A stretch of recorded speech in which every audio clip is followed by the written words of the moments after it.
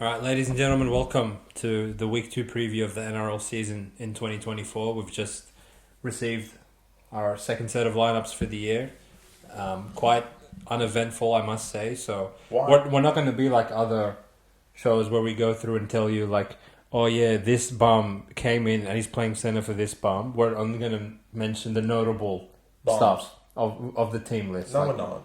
Yeah, I'm saying if you don't move the point spread, I don't give a fuck. I'm not gonna mention that. Oh yeah, this guy came onto the bench. Who cares? Taft's playing. Taft's playing. Yeah, that's not like breaking news, but it should be because Seraldo, you need to wake up to yourself and change fullbacks. But we won't start with Taft. We're starting at Suncorp, mate, because we got the thriller in Manila. Adam Reynolds against his old team for the 50th time, and the South Sydney Rabbitohs go to Suncorp after. Coincidentally enough, both teams start 0-1. They lose in Vegas. They have the extended break and they go to Suncorp. Brisbane's back at home and they're playing South Sydney Rabbitohs. Minus the saviour, Jairo is injured. So Talis Duncan comes into the back row and some idiot comes onto the bench for him. So who cares? South's obviously still without Wyden, without Campbell Graham, quite depleted in the back line. They're playing Dan Gaga's brother on the wing out of desperation and Richie Kenner, who shouldn't be in the NRL. And Brisbane, obviously, you can't have it all. So they're still starting Corey Jensen and bringing 4 rats on from the bench. So their interchange does look quite questionable, but South's having Burgess and co is not much better, if I'm being honest. So both packs suck. At least they have hearts. Obviously, like when you compare these teams on paper, the void of Wyden and Graham is quite noticeable, and you'd give Brisbane the edge quite clearly in the outside backs. I would imagine that Souths are going to have a very hard time containing both the centres and Walsh out the back. I mean, the blistering pace that he displays, was really on show the last time these two teams played. Funnily enough, when Rabbitohs went to Broncos Stadium in round 20-something of last year, this was Pickham and Latrell didn't even play. So we've actually come a long way now that this is 8.5 minus with Latrell in the lineup. But that just goes to show that the market's not really respecting the South Sydney Rabbitohs team. What do you think, mate? Well, they shouldn't be with their performance in Vegas. JD has a lot of work to do with that performance because, like we mentioned in the review in 2 episodes ago now, is that Manly played it like an exhibition. South actually played like a comp game and still lost. Well, they should have lost 13 plus if it wasn't for the Kennan try at the end.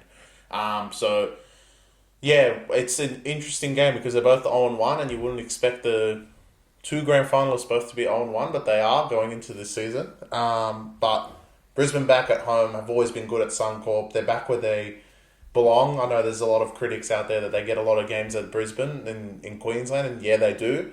And they're very good there as well. Yeah, primetime games too, which... Of course.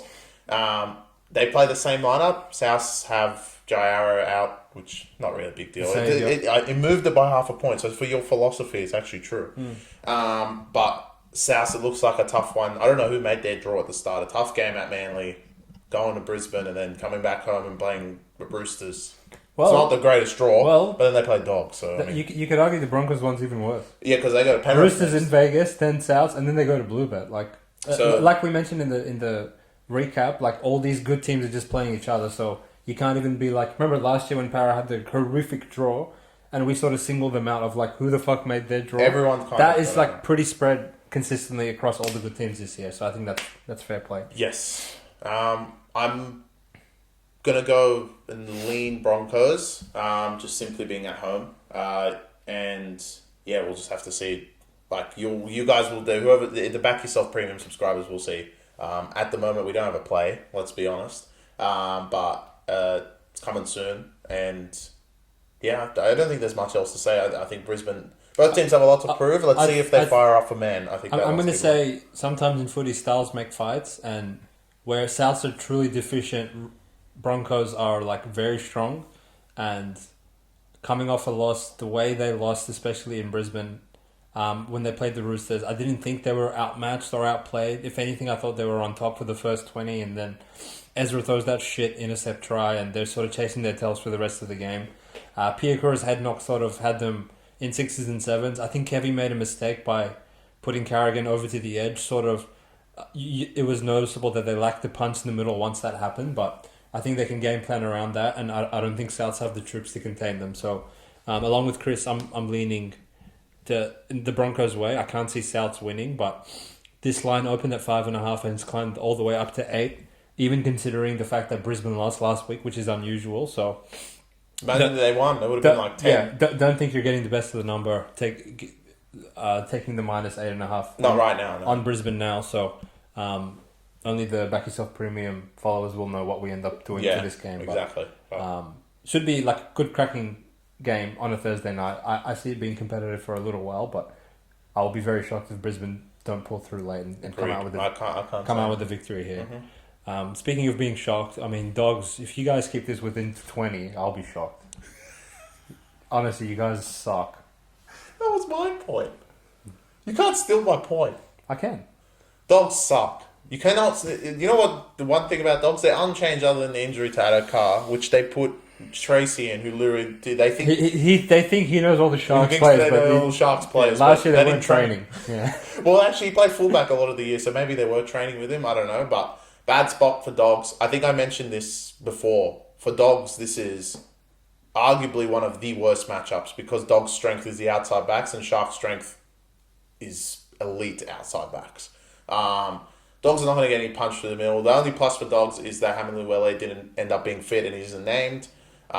If they had him as well, the pack looked just as strong as what they did last week. Dogs again, Salmon at lock, Taff at fullback, Hutchison at halfback. They're a lost cause. Mate, you said I stole your point. You just stole my ones because I was getting ready. I was getting ready to go nuclear on those I left three. you Farmer Sully. I mean, Farmer Sully.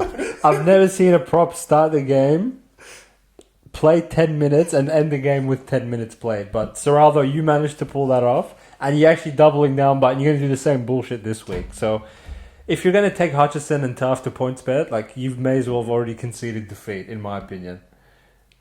They can't put the line big enough for these cunts. Well, it's already pushing out. I think this is actually trending to 8. So, look, again, similar story to the Souths game. This opened at like 5 or 6. It was 9 now. It's all the way out to 9 as we're doing this pod. But God knows by the time we finish recording, it could be 10, right? Yeah. So, I think it's actually like a bit of a scary sight for the competition seeing Sharks have defended so well last week. They definitely were defensively deficient last season, but if anything, a Craig Fitzgibbon team should be led by their defense, and their personnel sort of dictates the fact that they're always going to throw the footy around and be a high variance team, and they can put the points on the board at any point of the game. I'm never worried about Sharks putting points on the board. But if they defend half as well, if they're going to defend half as well, Dogs have shown that they're a one-trick pony. You just go left, and if they get like a good matchup with Kikau on someone, the center's going to come in. He's going to pass the critter, and that's all they can do. Isn't Kikau's edge the new Nakora edge? Yeah, Nakora and Hines. So it's the better edge. Like they're going to have to go to the other side, and we saw last week going to the other side. Yeah. Boofed. So essentially, like Dogs, there's no creativity about you guys. There's no like punch to the middle. There's not much of anything. I can't believe Seraldo's running out with Taff again. Everyone knows Connor Tracy will be better at fullback than him. So as far as I'm concerned, it's going to be more of the same. Similar line to the Para game, similar circumstance. Worse circumstance. If anything, worse circumstance, and I see a similar result coming to fruition. Because Para can't defend. Yeah. Sharks, round one, they can defend. Para can't defend, right? But they didn't even give it the ball. They didn't give the ball to Dogs to give him a chance. But if Sharks have that much ball, 26 is not going to be enough. Scary hours. Like the Dogs, could be 46. I would forfeit if I was you guys, personally, but just skip to Titans and take your chances in round 3. That one's going to be take your chances, all right. I'm definitely saying it's not going to be a who let the dogs out. No. I have to wait another week. Maybe you're going to have to wait for Belmore for that one. Now, see, I don't actually hate Dogs. I'm waiting for the right opportunity to strike and take them because I'd really actually it would be very vindicating to win on them, but. There's a disparity until everyone's caught up to how garbage they are, and I do hate Seraldo. I think he's a pathetic piece of shit of a coach. But up until that point, we're just gonna have to wait and see with you guys. I wouldn't be lining up to take Dogs, even plus 10 if it gets there. I think they're really bad. No arguments from me, mate. I know what you're gonna be arguing, mate. The next game, the Penrith Slayers themselves, the Parramatta Eels, who boast a 2-0 record from the 2023 season, go to Bluebet Stadium to try and go 2-0 for the round and hand the mighty Panthers their second loss of the season. Again, apparently, like I said earlier, styles make fights, and this one seems to have been going a bit of one-way direction outside of finals games as of late in the past couple of years. Tell me why you think the Parramatta Eels have another chance to spring a big upset, besides your hatred for the Panthers and your love for the Eels. It's not hatred, they can't score. Yeah, They can't score. They scored 0 last week. Parramatta were not impressive, but it's a building block. They got the job done. I think the difference with Penrith, they went to Wigham, did not score the whole second half, went to Melbourne and did not score the whole game. I'm not saying they're going to score 0 again. Obviously, it's Para. They will concede. They conceded to Dogs. They're going to concede to Penrith. But in order for Parramatta to have a chance, they basically have to say, all right, look, let's concede less than 16 points and we have a shot at this. Because Parramatta can put points on. And the arch nemesis of the league is Parramatta against Penrith. In regular season games, Parramatta have been fantastic against Penrith. It doesn't matter what situation they're in. Last year, round 3, they were 0-3. They decided to win one. Penrith off a bye. In what world has any team beaten Penrith just normally, yet alone off a bye? Yeah, they beat them at Bankwest. And then, if that wasn't impressive enough, they went and beat them at Bluebet without Mitch Moses. That was crazy. They had, and I think Gutherson had the game of his life. The whole team would have had the game of their life. I feel like that would have been the second biggest underdog last year after Tigers beating them. Or was it like $9.50 or something? Yeah, exactly. So, look, Parramatta is just got it for him, and I think this week is... I think there's more pressure on Penrith than there is Para. Okay, if you go there and lose at Bluebet, no one's going to say, oh yeah, Para, it's fucking sucks. Literally everyone's going to be like, all right, well, it's Penrith. They can't go 0-2, right? Penrith is like, if they lose 0-2, you'll hear every media critic in the world being like, oh my god, the best team of the modern era is 0-2. I feel like they'll get a pass. For what?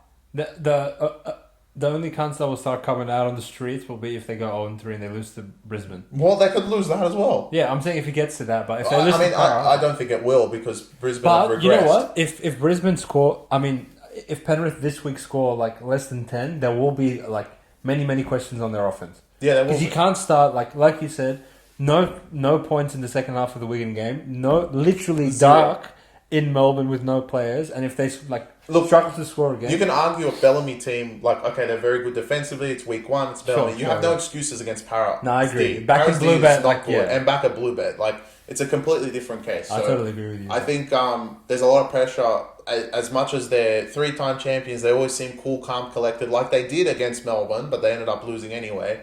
This is a pressure game for them. 0-2, they have to show that they can score points. Are they going to throw a few risks? They probably are. And Parramatta, we know, are going to throw a lot of risks. They threw the most offloads ever in round 1 and had 91% completions against Dogs. So all that means is they're going to do it again. And the number one thing, we said it in the review as well of Parramatta, the reason they beat Penrith all the time is because they offload. They're the one team in the league that offloads the ball through the middle. Penrith cannot contain it because everyone seems to think you can go around Penrith, but that's impossible. You have to go through them. As hard as it is getting through Fisher, Harris and Leota, you have to somehow get through them, but Parramatta is able to pull it off. And I think if there wasn't another game on Sunday, which I think is the game of the round, this one is definitely the game of the round. There's a few candidates. But I think the Sunday game is definitely... I think the Saturday night game is the Saturday night game is also there, but there's three blockbusters. Technically, even the Thursday one. Yeah. But I think technically the best game of the round was this one. The Manly. I know the Manly one's one's up there. It's Penrith. Penrith. Western rivalry, you can't beat it.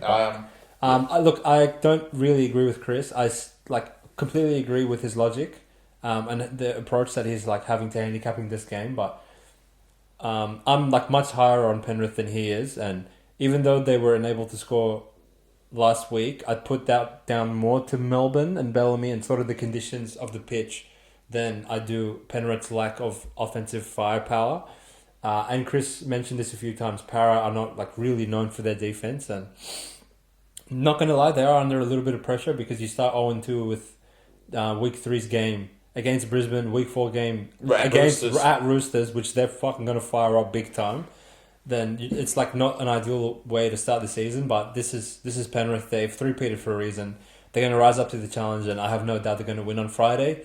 Question is, how much are they going to win by? Will they be able to cover the -7.5? I'm not going to just scoff at Para because I know they didn't play great last week, but I know what they're capable of, and as we've seen in all the recent matchups of this game, they don't go down without a fight. So I'm not running to the ticket to lay -7.5 with Penrith, which I'm more so thinking that they'll just be happy with a win. Like if they win by a field goal, I don't think they're going to be like, oh fuck, like we didn't beat them by margin or something.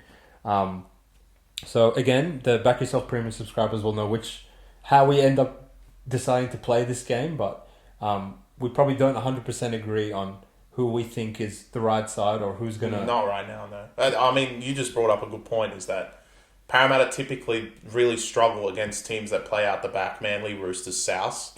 Sharks that play out the back. Penrith don't do that. That's why another reason why they defend decently against Penrith. The time they beat them 17-16, and the second time Parramatta dismantled them. Literally. So they play in front of them, which you might not mean much. Look, Penrith could just roll them through the middle. I have no idea. But what I'm saying is, I don't think that's going to happen. Para's going to really fire up for this match. Putting Penrith 2-0 and putting yourselves 2 games in front of Penrith to start the year is huge. Yeah. And it puts a lot of pressure on Penrith to go back later in the season when they have to play you guys back at Bankwest, which is not going to be easy because Para always fire up. If anything, if I'm Para, I would probably rather go to Blue Bet get it out, and then you know later in the year they're going to have to come to your building. So I'm just a little bit skeptical that look, you're gonna. They're going to fire up through the middle. It's just can Para hold the punches? That's the thing. I'm not worried about that as much, but for them to complete 22 of 23 last week, it's not going to be. Yeah, they're not going to be used to the pressure that Penrith's going to bring to them in terms of line speed and all that. No. Yeah, they didn't have that last week, but we've got to. They played dogs, so they didn't have much of anything. They didn't have much of anything. So Para, I'm very interested to see how you guys go. This is a big test for you guys, and next week, look, if you win this, next week it doesn't get any easier because you're playing Manly. So, and Manly's the one team that you guys always struggle against. Yeah, so, agreed. Yeah, really keen for this one. Let's see how it goes. Also, another game I'm personally extremely keen for. Look, they're my team. I really missed you guys last week, Tigers. I know someone had to have a bye, but I wish I was able to watch you guys 7 days ago. You're truly a goat side. Your team's back, mate. How do you feel? Mate, Tigers of War. A little bit excited because they're playing the dickhead Raiders. The dickweeds. So look, it's going to be fun under the Benji. I think they made some bold calls today. It's going to be fun, you reckon? Well, look, it seems like he made a few bold calls because Caesar was reported not to be playing, but he's on the bench. So he seems to be okay, but Benji didn't want to pick him. The outside packs look garbage. I don't know why Alex Seyfarth's starting over Polway, but anyway, they're playing a team that is hot and cold like that, and Raiders were hot last week. Can they keep it up this week? Look, you cannot put Raiders $1.45. I don't get that. It's similar, but they're not that bad. In a similar way where we were kind of saying, how can you put Knights $1.35? Yeah. Now Raiders are going to go from plus 8.5 to minus 6.5 within 1 week. I know they played well, but I thought Knights were extremely underwhelming, and you're going to move the point spread 14 points from week to week because they won a game. I feel like if Knights covered last week's line, this would probably be 3 or 4. Raiders would be $1.55 or something. So I think there's only one way you can play this. Coming off Raiders' big win last week, Tigers. I think this game's going to be won or lost. Probably lost because it's you guys, but won or lost in the middle of the park. That's probably the only danger area that Raiders thrive in. And their forwards are going to put a big performance in at GIO Stadium for their first game of the season. So even though they won, I have no doubts Ricky's going to have them fired up, ready to go for round 2. But obviously, Tigers have been sitting on their couch for 2 weeks, itching to get out there. So new era, new regime. Benji, I hope you get off to a good start for your sake because we know what the media is like in terms of just crucifying Tigers. When they lose the first game of the season, they have their pitchforks out ready for whoever's coaching. Madge, the poor guy, after 6 weeks when he won the Easter game, they finally got off his back. Exactly. It's a ruthless job to have as a Tigers coach. But as Chris mentioned, outside backs garbage. Besides Buller and Spine, but the Raiders are just as bad.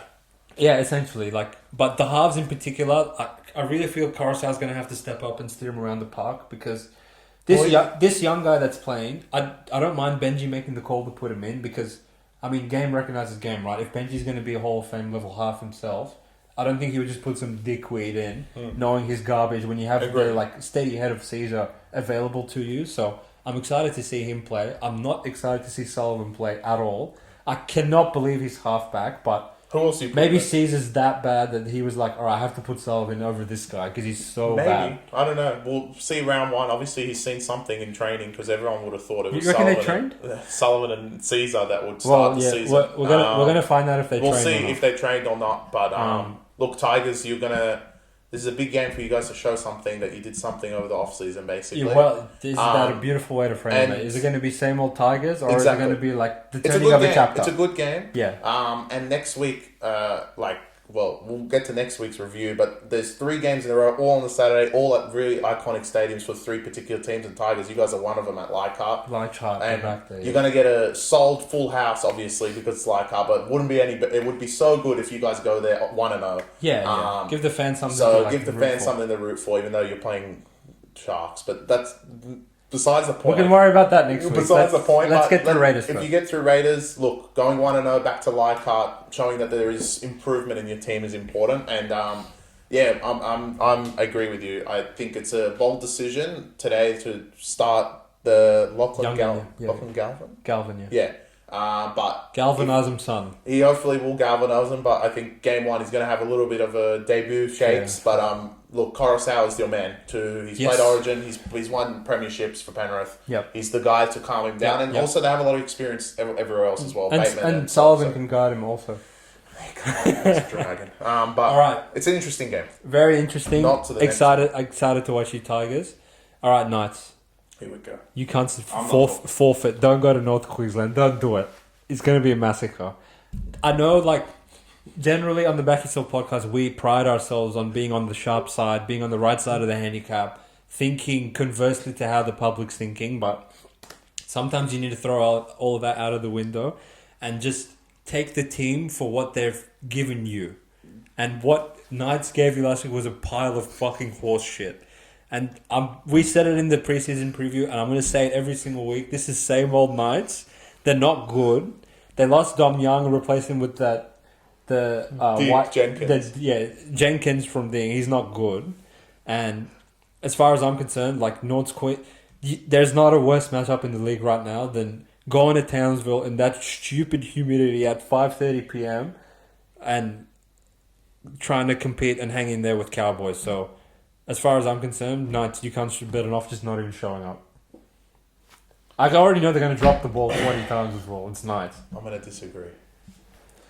Oh, why do you do this to me? I don't like Knights. I think they were. I can't tell. I think they were the second worst team last week. Last week you were banging the table for Knights, now you're banging the table for Knights again. But Cowboys did catch lightning in the bottle.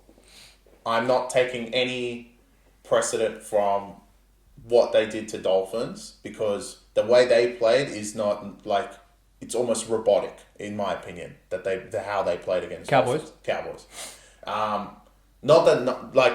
For Knights, this is similar to the Tigers. If you start 0-2, go there and basically quit.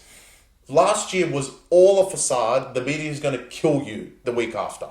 No one's going to even think about you after this. So, in my opinion, this is a early game in the season, but it's do or die. Like, obviously, you guys could go on your 10-win streak and maybe make the 8. But in my eyes, if you guys were any hope of making the 8, it would be this week because you had the easiest run. I think on most tipping places, Knights were the most tipped team across every game last week. Round 1 last week. Knights were the most tipped team, and they went and shat the bed at home at McDonald Jones against Raiders, who were completely on the floor as dirt. Yeah. Were they the shortest price in the market as well? I don't think there was a shorter thing. Para was very close. No, Knights were short. Knights were short, actually. It was $1.20. Because everyone was scared of dogs. So, look, if you're going to go there and quit, be my guest. Like, I'm going to come on here, say I was completely wrong, and be like, you guys are a piece of garbage. But in my opinion, if they're going to go there and quit, you might as well not start the season. Just fucking, what was the point of making the 8 last year? Going to the second round, I am going to try and push this agenda, because you can clearly see we're on opposite sides. The agenda of Newcastle. I don't like them personally, but I think in terms of their mentality, Adam O'Brien, I'm going to call you if you don't fire your boys up. Your boys better fire up this week. I think it's a bad spot for them, but it's something maybe they can turn around. This is where you're actually misinterpreting what I'm saying. They're going to fire up and lose anyway. I'm not saying they're not going to fire up. They can fire up all they want, but firing up doesn't equate to putting the ball on the try line. And they clearly show they can't score. They're back to the Knights of old. Kalen gets involved 1 in every 11 sets, and when he's not in the game, they're regressed all the way back to the same garbage Knights of old. Where's the polo? Crosland. I want the polo. If they win, I'll wear the polo for the entirety of the next podcast. All right, done. Done. I'm not scared. Mate, it's Knights. I'm never, ever going to back down on Knights. I don't think they'll win. I don't know. They might win. It's Cowboys. I think they might concede 30 plus. Wow. Yeah. It's down for me. This is not a fucking game. Wow. Valentine is So you're saying they'll concede... no, Dogs is a bad one. They would concede more than Dogs. Yeah. Are you on... Yeah. No. Yeah. No. Dogs can't score. Oh, Dogs can't score. Shit. Yeah. Dogs might lose like 24 to 2. Yeah. Knights will lose. Knights will score as well. I'm not saying they won't score. Because Cowboys are retarded. Yeah. I think they easily could lose like 36. I need to find 36 to 14. I need analysis of who's reffing, but we'll get to that after the podcast because that's important. It can't be Chris Butler because he'll give both teams goals. If Chris Butler, and we're gonna delete this part of the podcast. We're gonna be fearful of Jared Sutton. He needs a favourite. Well, they have to give him Penrith again. Because he's a scumbag. So he gets a favourite, yeah. Yeah, literally. A bit off topic with the referees, but yeah, we're on opposite sides. Back Yourself Premium, we'll see what we do for that game. That one is my most torn game, I would say, of the round. I think it's one of my most confident. Well, I thought it was the next one, but anyway, Saturday night is an interesting game. It's Anzac Day in round 2, mate. It's Anzac Day in round 2 because they don't play on Anzac Day anymore. They decided to sneak Snouse in there. But it's Melbourne at home to the Warriors. No Munster, no Nelson again. Warriors typically full strength outside of Nickel Cloister and Niokore both out, which is the same as last week. Both teams 1-17 from last week, essentially? Essentially, yeah. I don't think anything's I think changed. there might be a little bit of injury cloud on Wade Egan because he came off with the elbow injury, but he's named for now. Named, so I mean, he's named every week. We're going to assume that he's going to go ahead and go through. Look, cracking matchup. You could easily debate that this is the fixture of the round. Melbourne obviously playing in Melbourne for the second week in a row. Warriors travelling from New Zealand all the way to Melbourne, which not really worried about the logistics of the flight 2 rounds into the season, and they're coming off quite a longer turnaround playing on the Friday night in the early game. Look, Warriors, I think both of these games were quite similar in how they played out, which, the Sharks-Warriors game and the Melbourne-Penrith game, two high-quality teams fought tooth and nail for about 80 minutes straight, physically dominant. Warriors obviously led early, but failed to score for the last 65 minutes of the match, and conceded those 3 tries to Sharks and ended up losing. Melbourne obviously held the Penrith Panthers to 0 points throughout the entirety, so definitely they were much more impressive. But I guess there could be some questions asked to how much does that sort of performance take out of you, and we've seen in the past where teams, it's hard for them to maintain that level of physicality, particularly considering that Melbourne don't really have much talent in the forwards, which was kind of what we were skeptical about going into round 1. Look, I think coin flip game could go either way.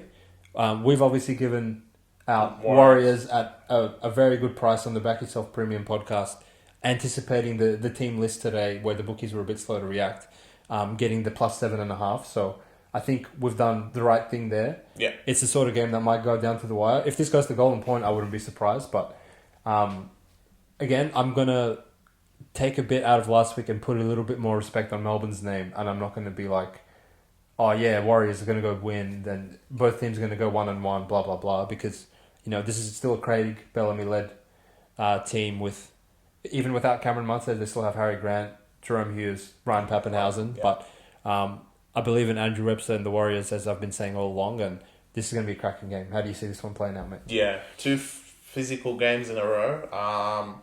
Look, there was just too many errors for the Warriors, and they're going to be fearful. On top of that, I think even more fearful this week that you do those sort of errors against Sharks, you're going to concede. You do those sort of errors against Melbourne, you're going to concede. Yep. And what Melbourne have built now is, without Munster, the game plan against Penrith was kick the ball to the corner, and there's not a lot of teams that can actually stop that. Yeah, Look, Warriors can try, but when you have 6 foot wingers, it's a really different ball game. Tough. I think Dallin and Montoya definitely have a more height advantage than what Penrith had, but it's still going to be very difficult.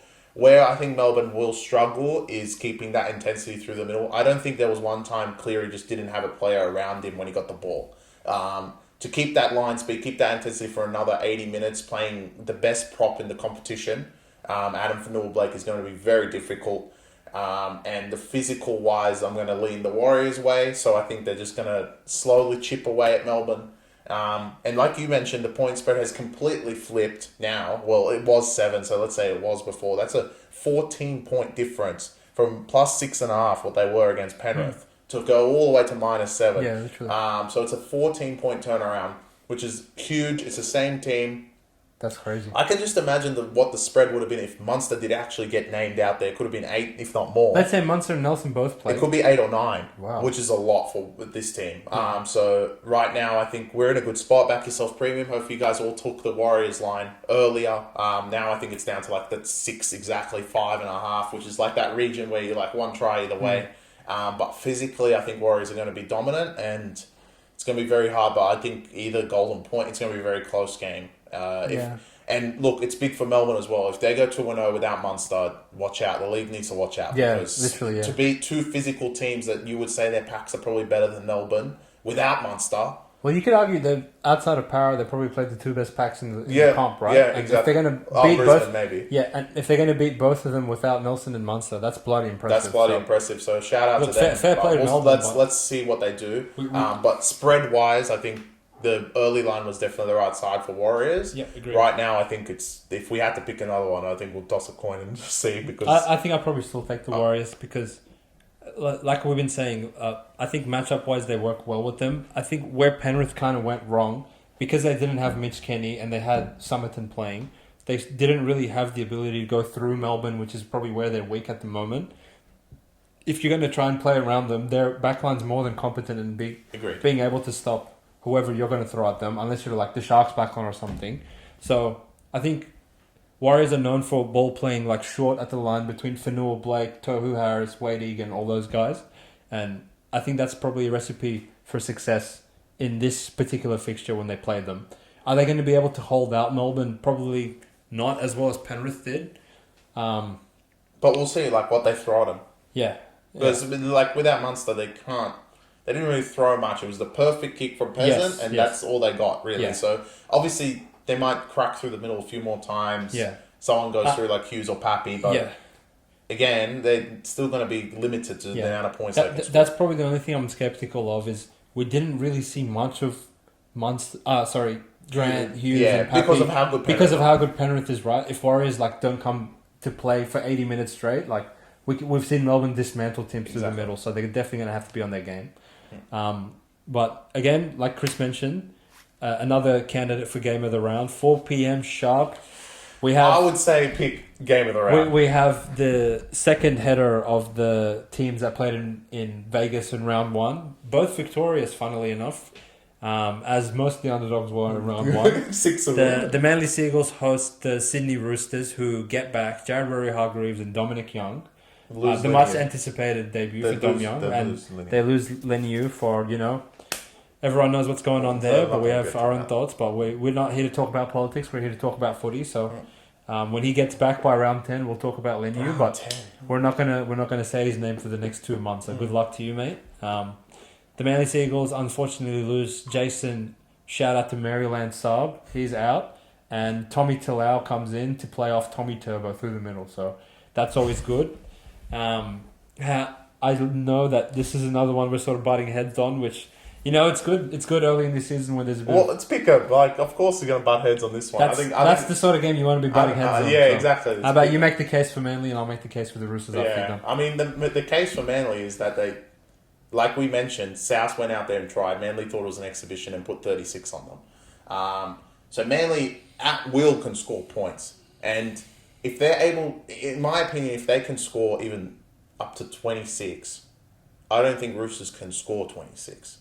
I think the offense of Roosters has been sour, basically. They weren't the best. Brisbane pretty much had all the answers for them. If you think of all their tries, was the intercept, Manu somehow Houdini flick pass, and the last try, well, at that point, Brisbane just had enough and could not score.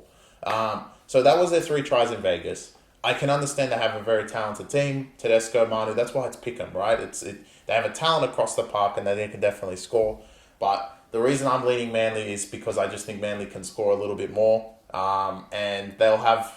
I want to say this game is the one game I can definitely say they'll basically have a 14th player on the field because Brookie is going to be pumping with Brooks' first game, and especially them winning round 1, Turbo's back, the place is going to be going off. And it's going to be a very hostile environment for Roosters to go there. I don't despise their character. I know that they're going to, play great anyway because that's just who Roosters are. And they've played a finals in Cronulla, which I'm sure would have been a more hostile environment, and they went there with no players and won anyway. So I'm not despising that, but having just a crowd behind you, I think Manly is in a great position to go 2-0. And I think it's starting to have some respect of you cannot put them, which they will be on the day when they are right now, underdogs at home. They've made Brookie a fortress. It was last year, even without Turbo. So I can imagine what it's going to be this year. Key out is sub. I think if he was in, there was no argument with... I can understand people taking Roosters, but I would say Manly for sure. But I'm saying 70% Manly. I just think at home, with that crowd, with the team and the way they played in Vegas, they're the team to beat at the moment. Well, speaking of the way they played in Vegas, I feel like the team that's actually being slept on and underrated the most based on their round 1 performance is actually the Sydney Roosters. That first 20 minutes, I think Broncos threw everything at them, were physically hammering them, going down the field at will. But Roosters had all the answers for them as well. I mean, Broncos had all the ball in the world, didn't really do much of anything with it at all, besides that one little backline shift where they caught him short on the right-hand side and scored. But even then, I felt like Roosters kept their composure really well, aimed up, set after set defensively. Sure, their offense was a bit shaky, but I don't think Manly made that good of a name for themselves on the defensive side of the ball. True. With how easily they kind of conceded to Souths. Like the first try the Souths conceded, it was just like, we're just going to run on last try. Yeah, but the other 2 were their own fault. What do you mean? Yeah, well, if you drop the ball and you don't, and you concede straight away. I don't think Roosters will score those. Well, that's the thing. You're saying... if Souths to get 2 knock-ons and score 2 tries, we're like, all right, Souths, they couldn't score. Yeah. But I don't think Roosters get 2 knock-ons and score both times. That's my issue. Here is where I disagree with you. You're making the case, what if Manly scored 26? I can't see Roosters getting to whatever. I don't think you can say Manly's going to score 26 against Roosters. Broncos just scored 10 against them. Okay, look.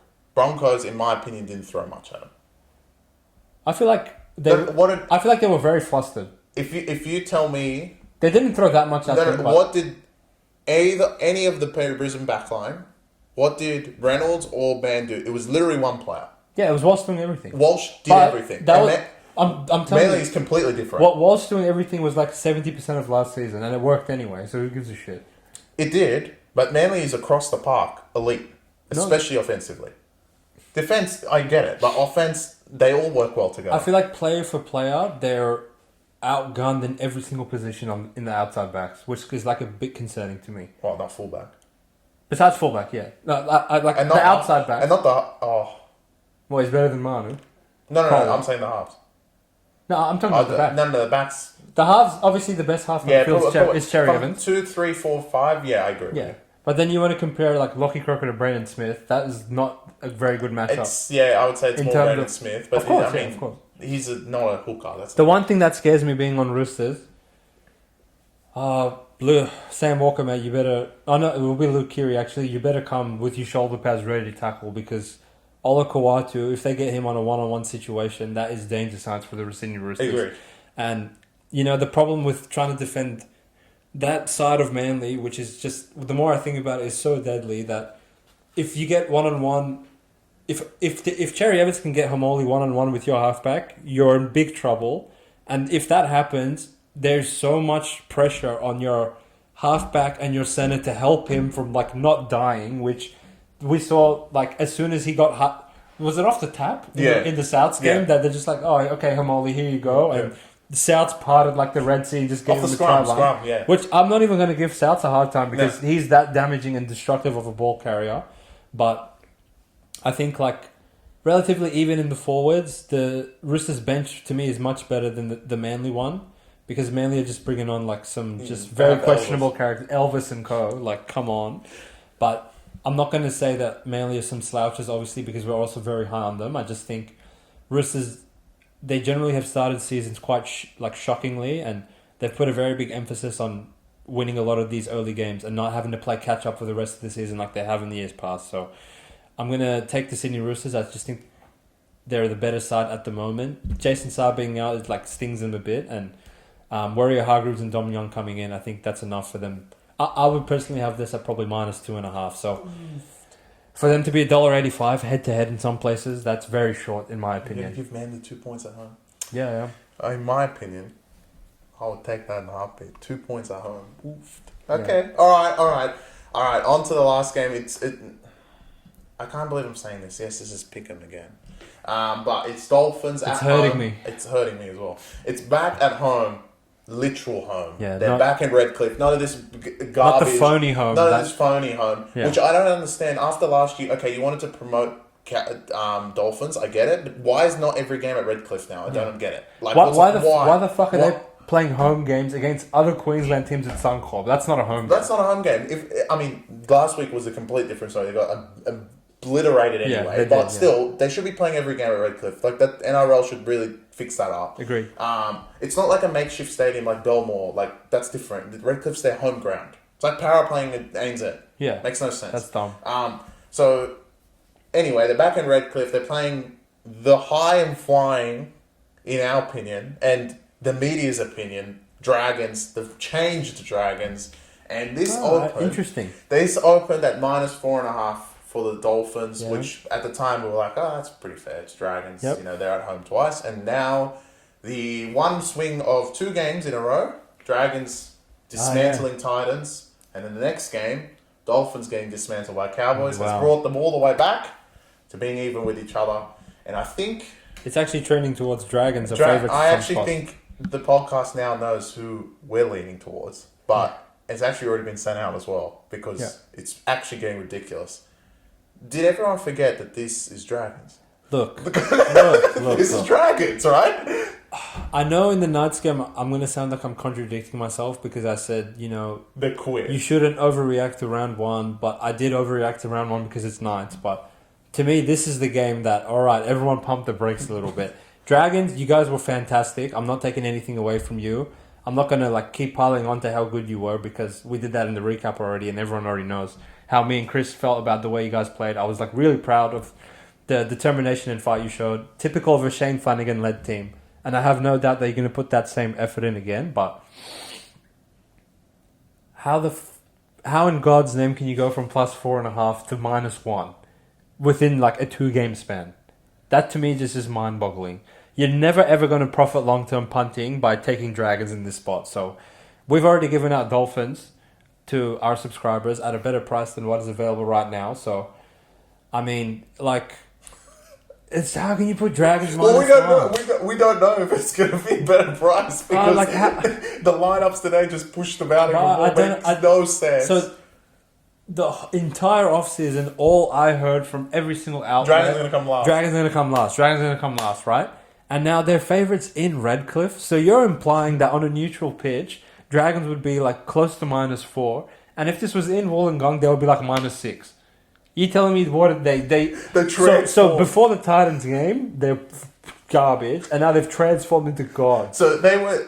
If you think that after Foran was ruled out, without Foran, Campbell, Fafita, the three of the 5 players, probably of Titans' best 5 players that matter the most, right?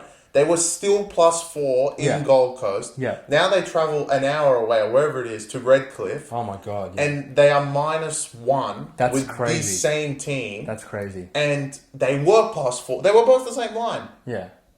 That's crazy.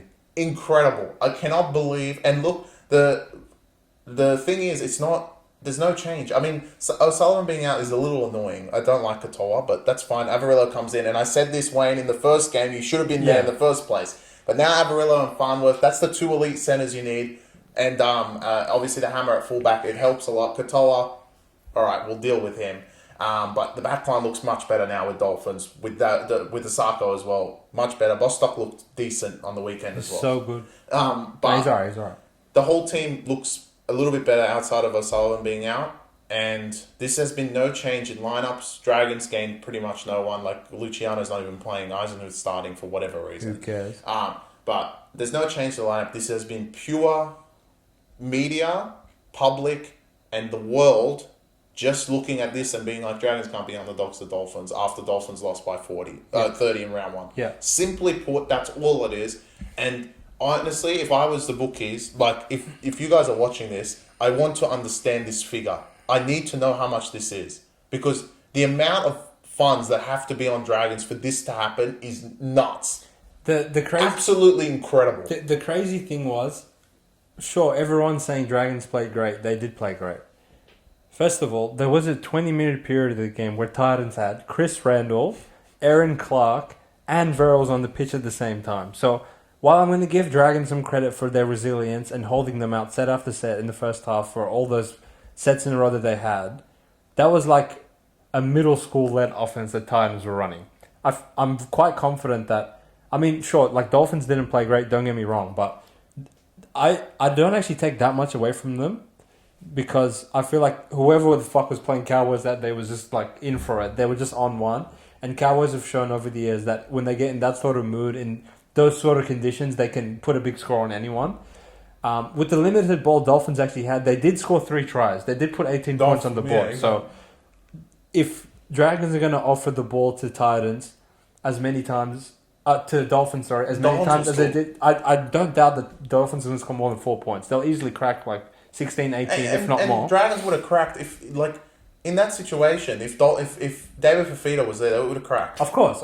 You give him the ball, Dragons would just... Yeah. They wouldn't be able to tackle him. Eventually, you can't just have these idiots playing second row and the 3 morons, 3 of their 13 players being hookers, don't know where either of them are playing, and they watched... And on top of that, put the clip in of Liddell walking through past Verrills. Bro, like...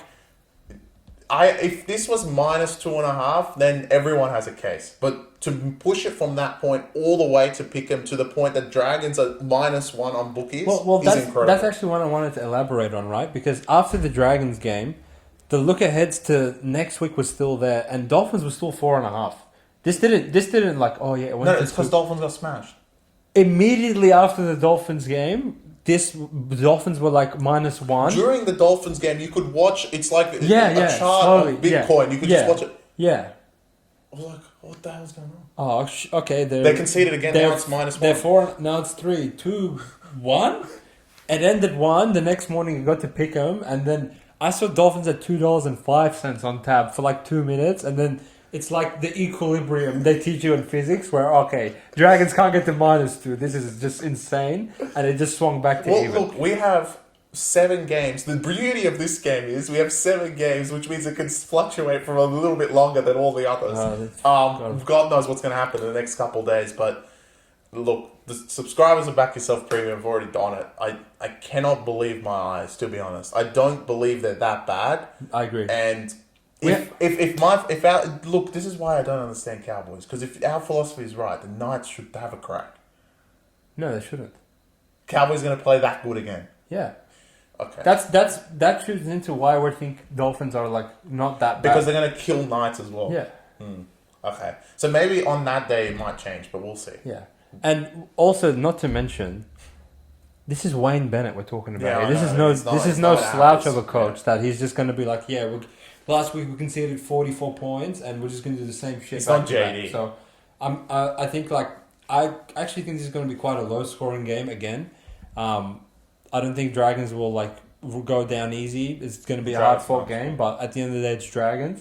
And Sloan, you're the type of player that will score a hat trick and then have a hat trick of just stupid errors the following week, because I know exactly why you're they lead all stats now. Like, they have him highest try scorer, Lomax highest run meters. Like, obviously the meters can't believe Dragons have won a game. Like, it's Yeah. some miracle, even know. though we were all over I it. know, It's it's Titans. But, yeah, I this is too much public. Like, Yeah, this is I crazy. think this is, it's purely just everyone just hearing Dragons. Yeah. That's all it is. And Yeah. Dolphins, in my opinion, were not that bad. They could have, like you said, Cowboys could have beaten anyone that day. So Agreed. I'm not going to read too much into it. I think they get better. I mean, I hope O'Sullivan comes in. I hope this is just Please, some trickery yes. for Bennett. Please, I hope he's been tricky, bro. Like, he gets him in and Averilla's in. I would say they're better this week. Yeah, I cannot believe what I'm listening to or seeing. Couldn't agree more, mate. Keen for Sunday. Hopefully we're on the right side there because we're quite adamant. Yeah. 2 Pick'em games on Sunday, so it's a lot of fun. See you all next week. All right. Peace.